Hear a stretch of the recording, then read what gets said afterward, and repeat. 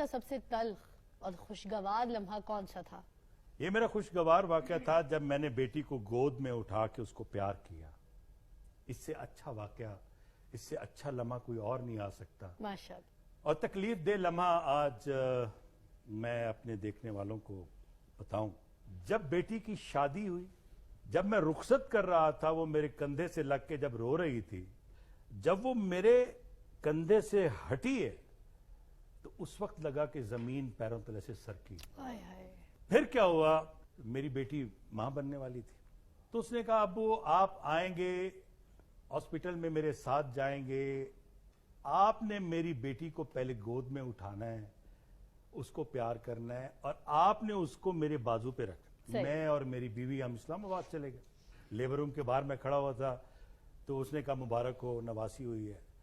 اب مبارکبادی کا سلسلہ شروع ہو گیا. فضا میری بیٹی کو لے کے وہ کمرے میں آتے ہیں.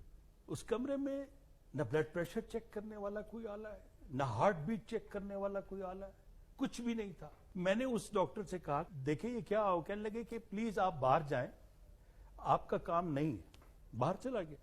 تھوڑی دیر بعد مجھے بیوی نے کہا کہ میری بیٹی کی حالت بگڑ گئی ہے، آپ آؤ. اب میں گیا ہوں. وہ اپنی موت کا واقعہ بتا رہی ہے.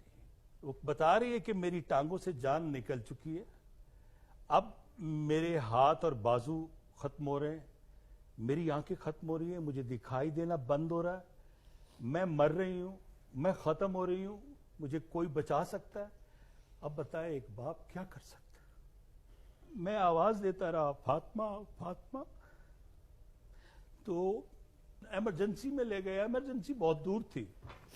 ایمرجنسی پہ پہنچے لیکن میری سمجھ میں آتا ہے کہ دیر ہو چکی تھی. میں نے کہا مجھے دیکھنے دو بیٹی کو، ایک نظر دیکھنے دو. کہنے لگے نہیں بس ابھی سب ٹھیک ہو جائے. مجھے ایک عجیب سی فیلنگ ہوئی کہ پورے کا پورے وارڈ خالی کروا دیا گیا، لواحقین کو باہر نکال دیا گیا، ایمرجنسی کے سارے خالی کر دیے گئے. شاید کہیں ان کے ذہن میں یہ تھا فضا کہ یہ شوبز کا آدمی ہے، اگر اس نے ریئیکٹ کیا تو بہت خطرناک کرے.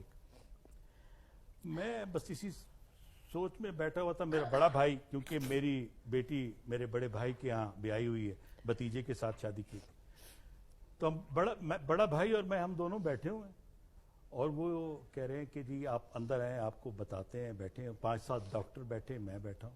وہ کہہ رہے ہیں کہ ہم نے بہت کوشش کی ہے لیکن آپ کی بیٹی کو نہیں بچا سکے، ہارٹ فیل ہو گیا.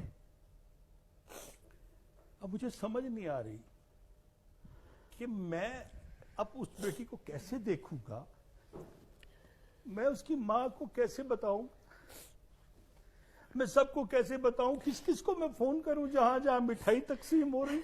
بس اسی معاملات میں رہ گئے. اب لوگ دیکھ رہے تھے کہ ایک ایکٹر کو آج ہم نے پہلی بار دیکھا ہے اس طرح سے کہ وہ اپنی بیٹی کے لیے روتا پھر رہا. تو وہ ایک کیپٹن تھی خاتون، میرے پیچھے ہی کہتی ہے نرسری میں آپ اپنی نواسی کو تو لے جاؤ، وہ نرسری میں پڑھی.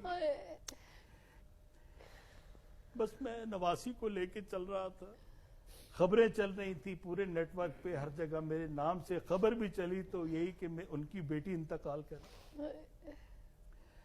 راولپنڈی سے ملتان تک 13 گھنٹے کا سفر ہم نے کیسے کیا؟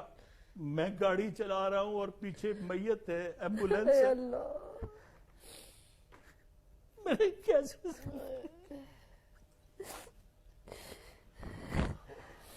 وہ باپ کیسے گاڑی چلا سکتا ہے؟